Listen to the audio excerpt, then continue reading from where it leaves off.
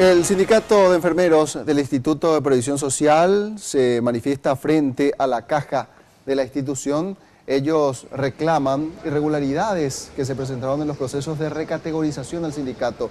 Laura, contando los detalles, por favor. Sí, y desde el sindicato de enfermería del IPS nos indicaban que de las 543 recategorizaciones, solo el 10% alcanzó al personal de enfermería.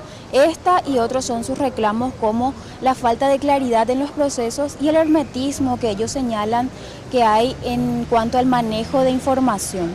También señalaban la precariedad a la que ellos tienen que enfrentarse cada día para realizar su trabajo. Al respecto hablamos con el licenciado Gustavo Arias, él es presidente del sindicato de enfermería. En el proceso donde no se publicó las notas, no se publicó el porcentaje, no sabemos cómo ingresaron, quién ingresó. Realmente se olvidaron mucho del personal, las categorías que le correspondía al personal de enfermería.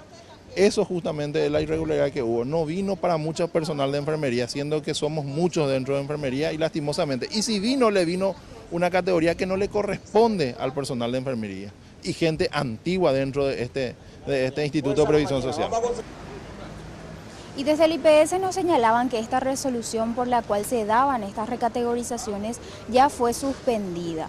Ahora lo que se va a hacer es una reconsideración en la cual se podría disminuir o aumentar alguna de estas recategorizaciones. Al respecto, la licenciada Lourdes Dru nos da más detalles. El proceso se realizó, ¿verdad?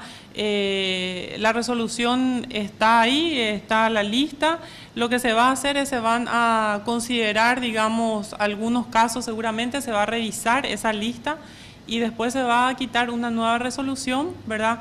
Si seguramente con algún ajuste o tal vez no, vamos a ver eso dependiendo justamente de este proceso de revisión que va a haber, ¿verdad? Ellos también manifestaron y dijeron que iban a acercar algunos casos específicos y bueno, vamos a estar en comunicación con ellos. Ellos quieren también pidieron mayor transparencia. Nosotros vamos a dar toda la transparencia que sea necesaria, ¿verdad?